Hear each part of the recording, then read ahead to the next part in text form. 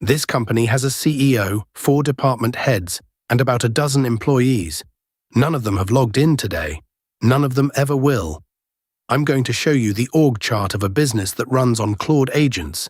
And the part that's genuinely strange isn't that AI writes the code, it's that AI manages AI.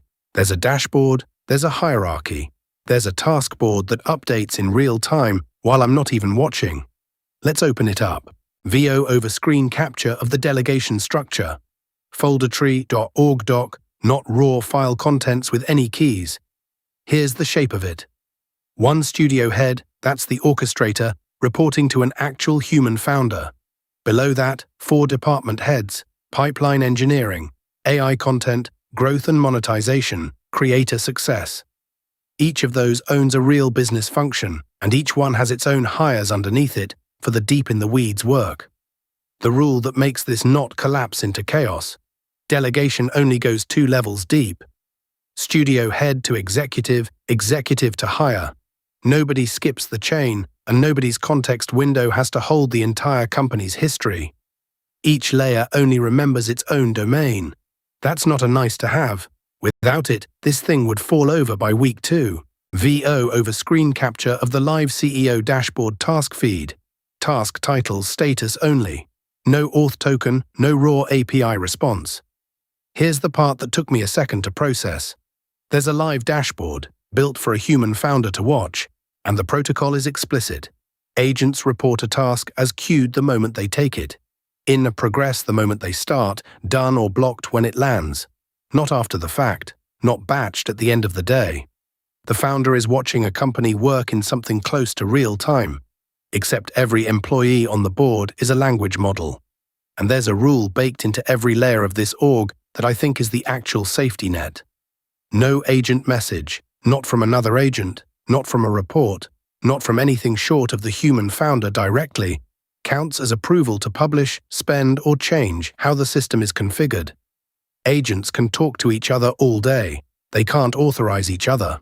What actually worked day 1, file-based handoffs. Every executive writes to their own folder, summaries flow up, nobody rereads a full transcript to find out what happened. They read a 3-line report and a wiki page. It's the same discipline good engineering orgs use for async updates, except here it's the only way information moves, so it had to work from day 1 or the whole thing seizes up. Also, and I did not expect this, the memory system. Every segment keeps its own wiki, decisions, learnings, gotchas.